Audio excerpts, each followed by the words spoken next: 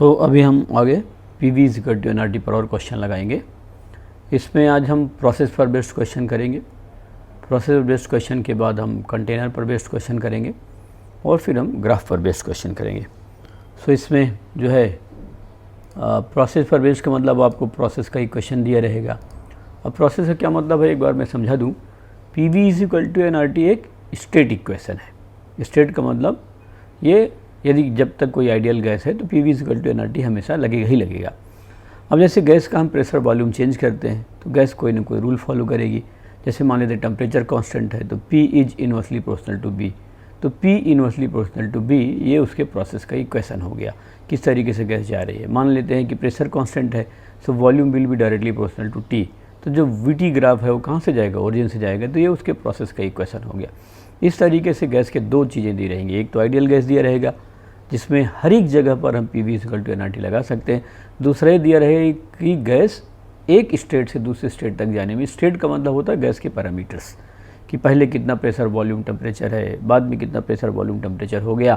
तो एक जगह से दूसरी जगह जाने के लिए गैस जिन पैरामीटर्स जिस रूल को फॉलो करेगी उसको हम लोग प्रोसेस बोल रहे हैं। इसमें मैं आपको 2-3 क्वेश्चन प्रैक्टिस करा के देखता हूँ। पहले है initial state of a gas is P0, B0, T0 and the gas follows the process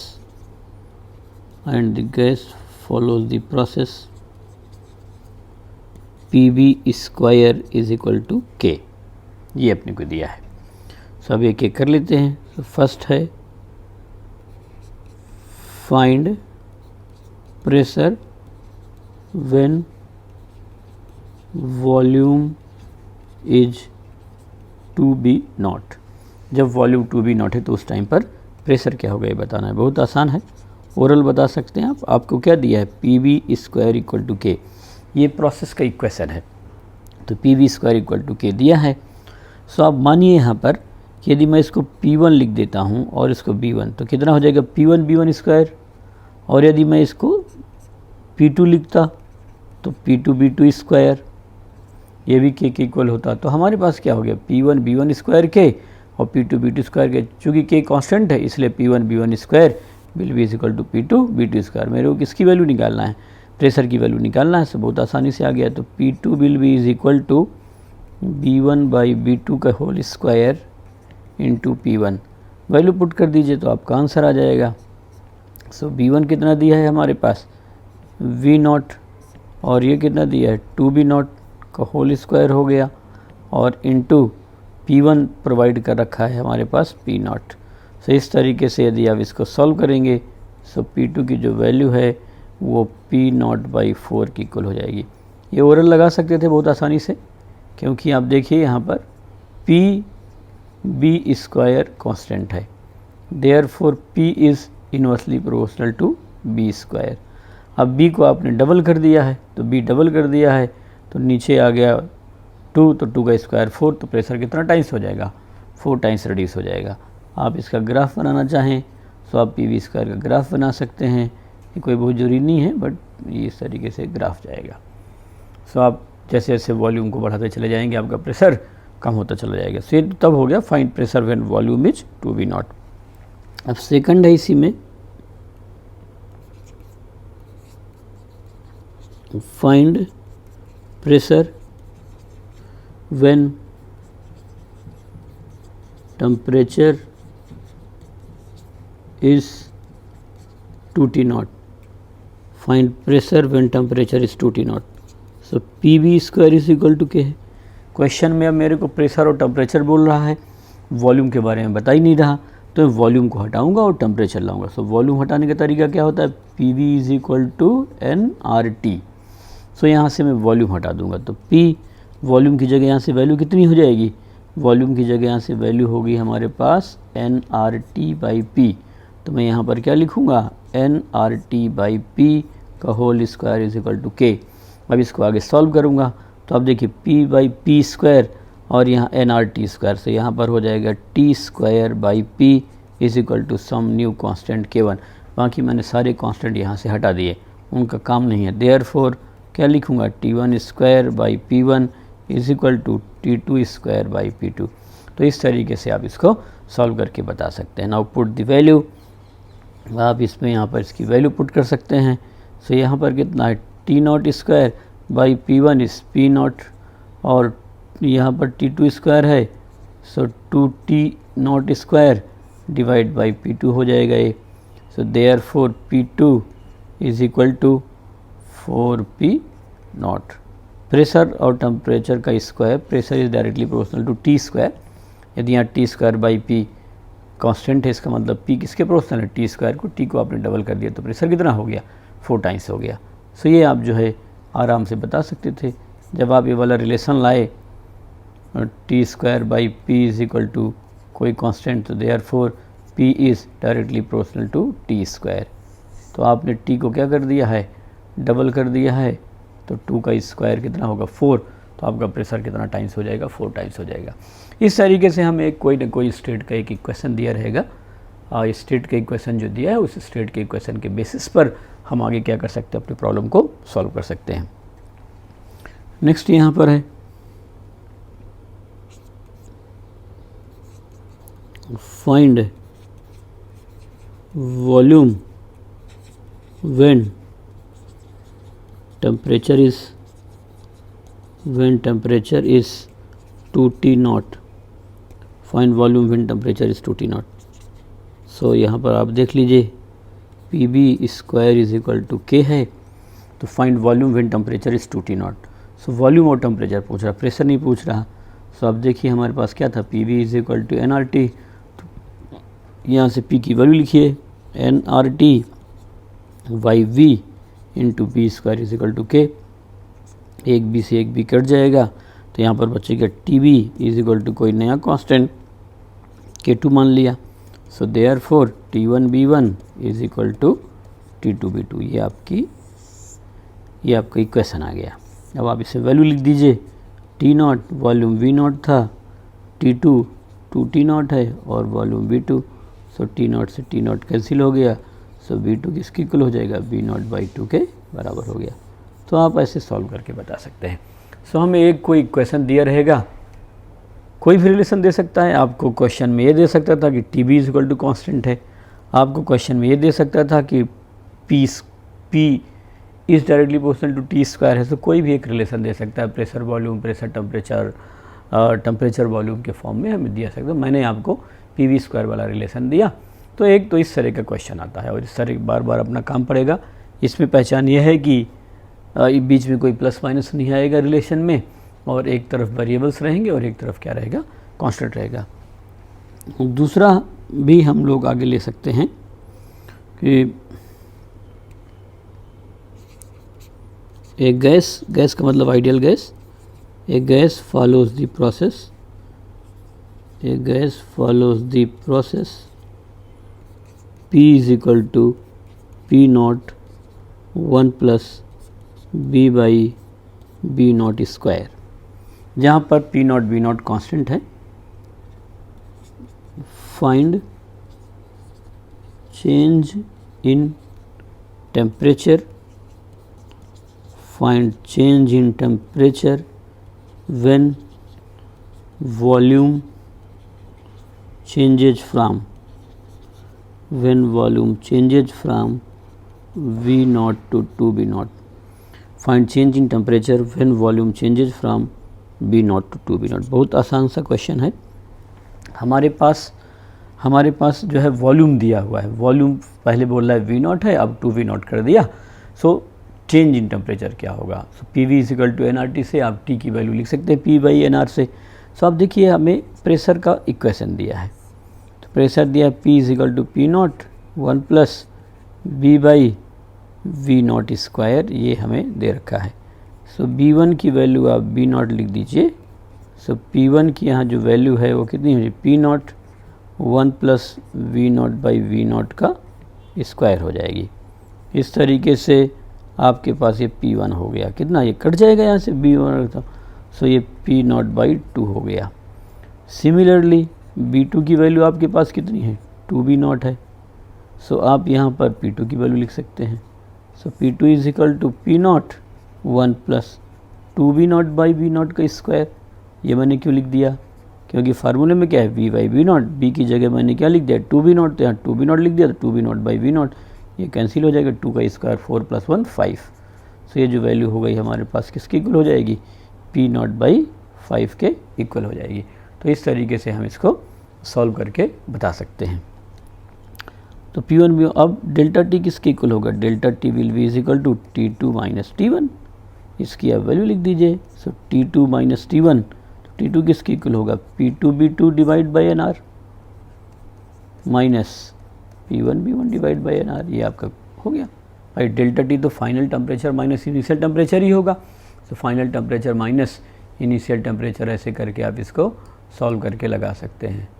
सो अब आप देख लो इसकी वैल्यू रख करके आ जाएगा। P2 पता है P0 बाई 5, B2 पता है 2B0।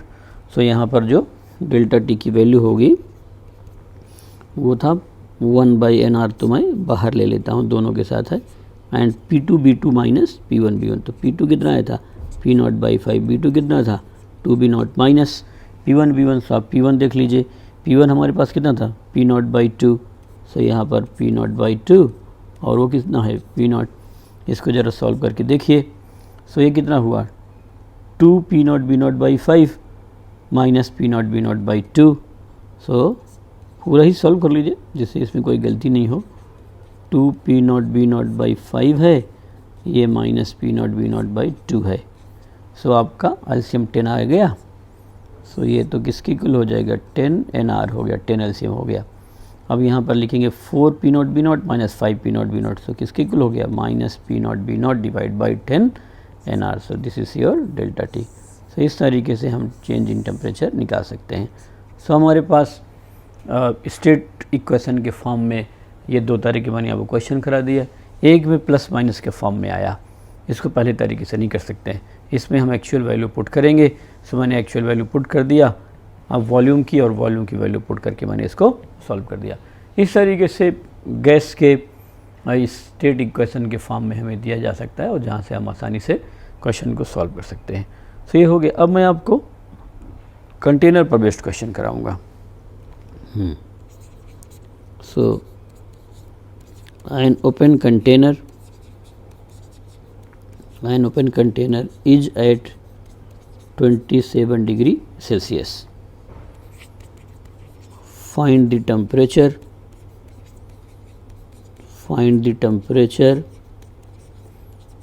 at which 1/4 of air escapes from the container। चूँकि कंटेनर ओपन है, आप टेम्परेचर बढ़ाएंगे तो गैस चली जाएगी, बाहर निकल आएगी। सो ये एकदम आसान से क्वेश्चन है हमारे पास। ये हमारे पास देखिए एक कंटेनर है, ओपन कंटेनर है। सो मैं मान लिया कि इसका टेम्परेचर 27 डिग्री सेल्सियस का मतलब 300 केल्विन है। गैस में नंबर ऑफ मोल कितने हैं n है, गैस का प्रेशर P है, कंटेनर का वॉल्यूम कितना है V है।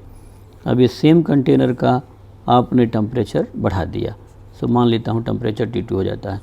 सो क्या बोल रहा है कि 1/4 एयर तो बाहर चली गई, तो n/4 थी। सो हमारे पास n/4 गैस बाहर चली गई। सो बची कितनी 3n/4, यही बोला है 1/4। प्रेशर P ही रहेगा, वॉल्यूम V ही रहेगा। प्रेशर क्यों कम नहीं हुआ, क्योंकि कंटेनर ओपन है। कंटेनर ओपन है तो इसके अंदर जो भी गैस है उसका प्रेशर एटमॉस्फेरिक प्रेशर के बराबर होगा। वॉल्यूम क्यों चेंज नहीं हुआ, because volume of the gas is the volume of the container. तो केवल और केवल क्या चेंज हुआ है, नंबर ऑफ मोल्स। अब आपके पास क्वेश्चन लगाने के लिए फार्मूला क्या है, PV is equal to NRT। तो आप देखिए क्या क्या कॉन्स्टेंट है, P नहीं बदला, B नहीं बदला, R नहीं बदला, तो बचा क्या N इंटू T बच गया। So therefore N into T is equal to constant. यदि हमारे पास ओपन कंटेनर है तो उस ओपन कंटेनर में N और T हमेशा कांस्टेंट होगा, तो जिसको क्या लिख सकते हैं N1 T1 is equal to N2 T2, है ना। सो for open container N into T is constant. बाकी तो चीज़ें P भी कांस्टेंट है, यदि P और B नहीं बदला तो NRT भी नहीं बदलेगा। NRT नहीं बदला, R पहले से कांस्टेंट है तो N इंटू T कांस्टेंट हो गया। So for open container N into T is always constant, therefore N1 T1 will be is equal to N2 T2। अब आप N1 की वैल्यू यहाँ लिखेंगे N और T1 की वैल्यू लिखेंगे 300। N2 जो है हमारे पास कितना बचता है 3n/4 इंटू 82 हो गया। सो N से N मैंने कैंसिल कर दिया। सो जो T2 की वैल्यू है वो आप देखिए किसकी इक्वल हो जाएगा 400 केल्विन। 400 केल्विन को आप डिग्री सेल्सियस में चेंज कर लीजिए, डिग्री दिया होगा तो 127 डिग्री सेल्सियस। 27 डिग्री सेल्सियस है ना, 27 डिग्री सेल्सियस है जैसे मान लेता हूँ मैं। सो ये मैं जस्ट यूँ ही सॉल्व करके बता देता हूँ। 27 डिग्री सेल्सियस को यदि आपको चेंज करना है तो 27 + 273, सो इट इज़ 300 केल्विन। और 127 डिग्री सेल्सियस को आपको करना है, सो 127 + 273, सो it is 400 kelvin. Kelvin scale Celsius scale से 273.15 आगे है। बहुत बार कैलकुलेशन करने के लिए, जो कि हम कैलकुलेटर यूज़ नहीं करते हैं, तो हमारे कंट्री में अलाउड है कि हम 0.15 ड्रॉप करके लगा लेते हैं। तो इस तरीके से मैंने आपको एक ओपन कंटेनर क्वेश्चन करा दिया। ये हर एग्जाम में कई बार आ रखा है, बहुत सिंपल से क्वेश्चन है। सो हमारे पास एक ओपन कंटेनर है, उस ओपन कंटेनर में गैस तो होगी है ना, और यदि आपका कंटेनर ओपन है तो उसके अंदर का जो प्रेशर है और बाहर का प्रेशर एटमॉस्फेरिक प्रेशर है उसके बराबर ही होगा। अब जैसे आपका टायर है, आप टायर का वॉल्व बंद कर देते हैं, फिर आप उसमें हवा भर देते हैं तो उसके अंदर का प्रेशर बाहर के प्रेशर से ज़्यादा होता है। जैसे कोई कील लगती है या पंक्चर होता है तो जो कि अंदर का प्रेशर ज़्यादा है और बाहर का प्रेशर कम है तो अंदर से गैस निकल के बाहर चली आती है। तब तक गैस बाहर निकलती रहती है जब तक कि दोनों प्रेशर बराबर नहीं हो जाते हैं। सो जब हमारा ओपन कंटेनर होगा तो उसका प्रेशर, उसके अंदर का जो प्रेशर है वो उसके बाहर के प्रेशर के बराबर होगा। तो इस तरीके से मैंने आपको एक ओपन कंटेनर वाला करा दिया। आगे इसी में हमारे पास ये है कि हमारे पास दो कंटेनर हैं, एक कंटेनर ये है और एक कंटेनर ये है। इस कंटेनर का वॉल्यूम V मान लेता हूँ, इसका वॉल्यूम 2B मान लेता हूँ। ऐसे ये दोनों कंटेनर आपस में जुड़े हुए हैं, ये मतलब वॉल्व इसकी खुली है ना, ये जुड़े हुए हैं और इनके बीच में एक मैंने वॉल्व लगा दिया। इस तरीके से दोनों कंटेनर को जोड़ दिया। इसमें एक गैस है, उसका प्रेशर P0 है और उसका टेम्परेचर T0 है, और ये वाला जो कंटेनर है वो एम्प्टी है, इसमें कुछ नहीं है। सो हमारे पास क्वेश्चन ये है कि find pressure when valve is open. Find pressure when valve is open. आराम से बता सकते हैं हम इसको। देखिए वाल्व अभी जब जैसे हम खोलेंगे तो इधर से गैस निकल करके उस साइड जाएगी। सो मैंने क्या कर दिया, यहाँ पर ये जो कंटेनर है, ये कंटेनर है, वैसे वाल्व मैंने ओपन कर दिया। वाल्व ओपन कर दिया तो अभी एक ही कंटेनर हो जाएगा, गैस यहाँ से तुरंत इधर चली जाएगी। सो ये वॉल्यूम कितना है 2V और ये वॉल्यूम V है। इसका प्रेशर P0 था, सो मान लो प्रेशर P1 हो गया, तो यहाँ पर भी प्रेशर कितना हो जाएगा P1। तब तक गैस जाती रहेगी, तब तक गैस जाती रहेगी जब तक कि दोनों का प्रेशर सेम नहीं हो जाता है। टेम्परेचर, पहले टेम्परेचर T0 था तो अभी भी उसमें टेम्परेचर T0 रहेगा, और इधर की तरफ भी टेम्परेचर कितना हो गया T0 हो गया। क्यों हो गया मैं अभी आपको समझाऊंगा। तो अब आपने जैसे इस वाल्व को ओपन कर दिया, वाल्व ओपन करेंगे तो कंटेनर दोनों आपस में क्या हो गए, कनेक्ट हो गए। सो लेफ़्ट वाले से गैस निकल के राइट वाले में जाएगी और तब तक गैस जाती रहेगी जब तक दोनों तरफ बराबर नहीं हो जाए। अब इस पूरे क्वेश्चन में ये है कि जितने इनिशियल मोल थे गैस के, टोटल अभी भी उतने ही मोल्स होंगे। सो जब हम कंटेनर आपस में कनेक्टेड हों और एक कंटेनर से गैस निकल करके दूसरे कंटेनर में जा सकती हो, तो यहाँ पर हम कैसे क्वेश्चन लगाएंगे कि initial mole, initial number of moles will be is equal to final number of mole. अब इनिशियल मोल देखो किस में था, पहले वाले में कितना था P0B, PB is equal to nRT, तो P0B divide by RT0 plus दूसरा तो खाली था उसमें क्या कर दिया 0, ये इनिशियल हो गया। फाइनल यहाँ कितना था P1B divide by RT0 plus इधर P1 वॉल्यूम कितना है 2B divide by RT0, temperature बदला नहीं। क्यों मैंने ऐसा लिख दिया, because PV is equal to nRT। So P V is equal to N R T होता है ना, हमने ये पढ़ा ही रखा है ना, P V is equal to N R T. So N की वैल्यू किसकी इक्वल हो जाएगी, P V by R T की इक्वल हो जाएगी। सो मैंने यहाँ पर N is equal to P by R T put कर दिया। सो ये पहले कंटेनर का हो गया पी बाई आर टी, तो पहले कंटेनर में कितना है, P naught volume V divide by R T naught plus 0, और यहाँ पर P one B divide by R T naught plus P one two B divide by R T naught. So R T naught cut गया। So आप यहाँ पर किसकी इक्वल लिखेंगे, P naught B is equal to P one B plus 2p1b यहाँ हो जाएगा। So P naught B is equal to 3p1b हो गया, v से b कट गया। So therefore p1 is equal to P naught by 3, ये आ गया। सो इस तरीके से हम इसको सॉल्व करके लगा सकते हैं। सो मैंने टेम्परेचर चेंज नहीं किया, जितना टेम्परेचर पहले था उतना ही टेम्परेचर बाद में रख दिया। इसका मतलब ये नहीं हुआ कि आइसोथर्मल प्रोसेस हो गया ये, है ना। ये जो प्रोसेस है वो फ्री एक्सपेंशन है। सो मैं आपको समझा देता हूँ, ये बड़ा स्पेशल सब प्रोसेस होता है ना। सो नोट करके मैं आपको कुछ भी बातें समझाता हूँ। सो फ्री एक्सपेंशन, कुछ राइटर्स जो है इसको एडियाबेटिक फ्री एक्सपेंशन लिखते हैं, तो free expansion of a gas, free expansion of a gas. So इसमें कुछ एक तो पॉइंट सब लिखते हैं, जैसे फ्री एक्सपेंशन कब होगा, जब कोई गैस का एक्सपेंशन वैक्यूम में होता है तो वो एक्सपेंशन क्या कहलाता है, फ्री एक्सपेंशन कहलाता है। So expansion of a gas, expansion of a gas in vacuum, expansion of a gas in vacuum is called free expansion. यदि कोई गैस वैक्यूम में एक्सपेंड कर रही हो, जैसे मान लेते हैं आप 500 किलोमीटर ऊपर चले जाइए एटमॉस्फेयर में और कंटेनर में गैस लेके जाइए, आपके पास सिलेंडर है, उसको वॉल्व ओपन कर दीजिए, तो जो एक्सपेंशन होगा वो फ्री एक्सपेंशन कहलाएगा। आपके पास एक कंटेनर में एयर है और दूसरा कंटेनर खाली है, और आप एक कंटेनर दूसरे से उसे कनेक्ट कर दीजिए, तो जैसे वॉल्व खोलेंगे सडनली गैस उसमें चली जाएगी। सो यदि कोई गैस इस तरीके से एक्सपेंड करती है कि उसमें से गैस निकल करके किसी एकदम खाली कंटेनर, एयर में नहीं, एटमॉस्फेयर में नहीं, expansion of a gas in the atmosphere और against atmosphere is not a free expansion. Free expansion का मतलब है कि उसका एक्सपेंशन कहाँ पर होगा, वैक्यूम में होगा। So expansion of a gas in vacuum is called free expansion. अब अपने को एक बात और यहाँ पर बतानी है कि फ्री एक्सपेंशन में वर्क होगा कि नहीं होगा, हीट ट्रांसफ़र होगी कि नहीं होगी। सो free expansion is uncontrolled expansion, it's a very fast expansion.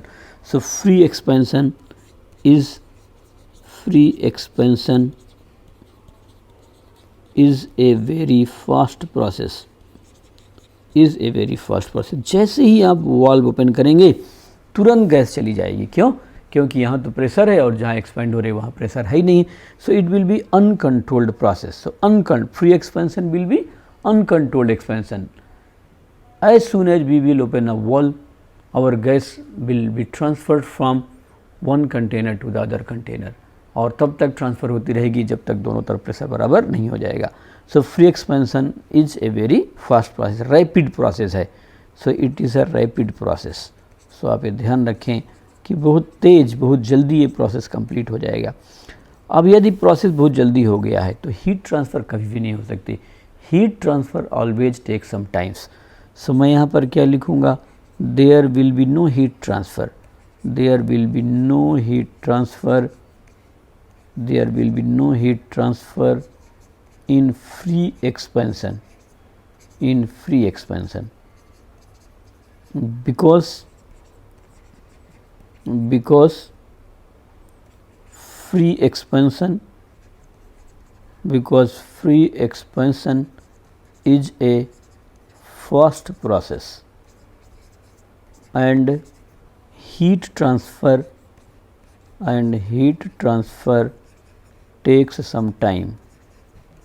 आप जब हीट को ट्रांसफ़र करना चाहते हैं किसी सॉलिड, लिक्विड या गैस में किसी मटेरियल के थ्रू, तो वहाँ कुछ ना कुछ टाइम जरूर लगेगा। फ्री एक्सपेंशन इतना तेज हो जाएगा कि हीट को आने जाने में कोई टाइम ही नहीं मिलेगा। इसलिए फ्री एक्सपेंशन में Q की वैल्यू हमेशा क्या होगी, 0 होगी। इसलिए राइटर्स इसको लिखते हैं एडियाबेटिक फ्री एक्सपेंशन। है ना। बट ये प्रोसेस एडियाबेटिक नहीं। एडियाबेटिक क्यों लिखा रहता है बुक्स में? क्योंकि वहाँ पर हीट ट्रांसफ़र नहीं होती है। अब हीट ट्रांसफ़र नहीं, वर्क होगा क्या? कोई गैस वर्क तब करती है जब किसी चीज़ में फोर्स लगा करके अपने वॉल्यूम को बढ़ाती है। यहाँ पर गैस का वॉल्यूम तो ज़रूर बढ़ गया है। पहले गैस का वॉल्यूम B था और अब गैस का वॉल्यूम कितना हो गया? 3B हो गया है। So volume of the gas has change from B to 3B। Gas का वॉल्यूम B से 3B हो गया है, लेकिन गैस को अपने वॉल्यूम को B से 3B करने में किसी भी चीज़ को फोर्स लगा के पुश नहीं करना पड़ा। गैस का वॉल्यूम अपने आप ही बढ़ गया है बिना किसी एफर्ट्स के, तो यहाँ पर कोई वर्क नहीं होगा। सो आप क्या लिखेंगे? There is no work done, there is no work done in free expansion, in free expansion of an ideal gas, of an ideal gas। Reason भी आप लिखना चाहेंगे, बिकॉज, हाँ बिकॉज, दो रीज़न लिखेंगे। बिकॉज इंटरमॉलिक्यूलर फोर्स इज 0, एक reason तो यह हो गया, because intermolecular force is 0 and gas has to do no work against surroundings। उसका कुछ सराउंडिंग नहीं है जिसको वो डिस्प्लेस करने में वर्क कर रही हो, इसलिए आइडियल गैस के फ्री एक्सपेंशन में कोई भी वर्क नहीं होगा। तो इस तरीके से मैंने आपको कंटेनर वाले क्वेश्चन सॉल्व करना सिखाया। तो इस तरीके से आइडियल गैस के फ्री एक्सपेंशन में कोई वर्क नहीं होगा, कोई हीट ट्रांसफर नहीं हुई। तो जब न वर्क हुआ और ना ही हीट ट्रांसफर हुई तो गैस की एनर्जी ट्रांसफर, गैस की एनर्जी चेंज नहीं होगी। तो आगे हम लोग ये लिखेंगे internal energy of gas, internal energy of an ideal gas, of an ideal gas does not change in free expansion। ये सब छोटे छोटे क्वेश्चन पूछे जाएंगे। does not change in free expansion because the reason है because work done is equal to 0 and Q is equal to 0। ना तो heat transfer हुई और ना ही जो है वर्क हुआ, इसलिए गैस की एनर्जी में कोई चेंज नहीं होगा।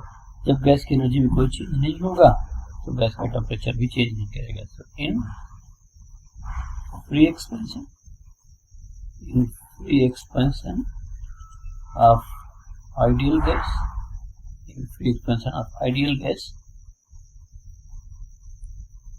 Temperature does not change, temperature does not change. क्यों नहीं चेंज हुआ?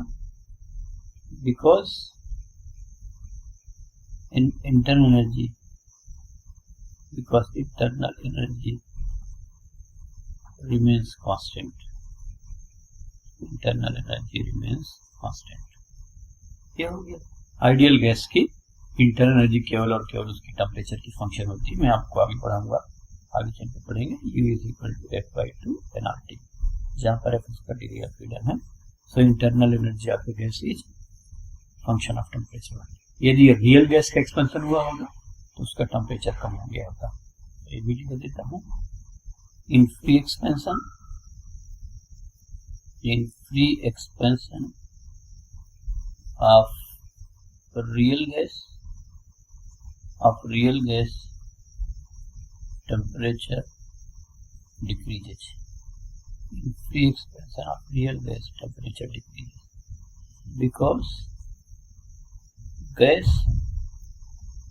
because gas has to do work, because gas has to do work against intermolecular attraction, intermolecular attraction। ये आपको ध्यान रखना है, समझा देता हूँ मैं आपको, है ना। जैसे हमारे पास कोई रियल गैस है, रियल गैस और आइडियल गैस में क्या अंतर बताया था मैंने कि आइडियल गैस वो गैस होती है जिसके मॉलिक्यूल एक दूसरे को ना तो अट्रैक्ट करेंगे और ना ही रिपेल करेंगे। रियल गैस कब होगी?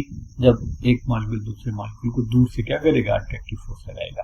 तो गैस को अट्रैक्शन के अगेंस्ट जाना पड़ेगा। जैसे एक्सपेंड किया, गैस का वॉल्यूम V से 3V हो गया, तो हर मॉलिक्यूल के बीच की डिस्टेंस क्या हो गई? बढ़ गई। अब एक मॉलिक्यूल दूसरे मॉलिक्यूल को क्या कर रहा था? अट्रैक्ट कर रहा था, तो मॉलिक्यूल को अट्रैक्शन के अगेंस्ट वर्क करना पड़ा, इसलिए उसकी इंटरनल एनर्जी क्या हो जाएगी? कम हो जाएगी। तो फ्री एक्सपेंशन में आइडियल गैस का टेम्परेचर क्या हो जाएगा? कम हो जाएगा। तो ये सब पॉइंट्स आप ध्यान रखिए। नेक्स्ट मैं आपको इसमें एक क्वेश्चन और करा देता हूँ कि हमारे पास कोई गैस है और ये गैस जो है पहले से इसका कंटेनर आपस में कनेक्टेड है, कोई वॉल्व नहीं लगा, वॉल्व लगाने की यहाँ पर जरूरत नहीं है। तो हमारे जो कंटेनर है ये आपस में कनेक्टेड है। मान लिया कि इस कंटेनर का वॉल्यूम भी है, इसका वॉल्यूम चलो 2 मान लेता हूँ। यहाँ पर जो गैस है P0 और टेम्परेचर कितना है? T0, और यहाँ पर भी P0 है और टेम्परेचर T0, प्रेशर सेम होगा। ये कंटेनर A है और ये कंटेनर B है। अब मैं क्या कर रहा हूँ कि A के टेम्परेचर को तो T0 ही रखता हूँ।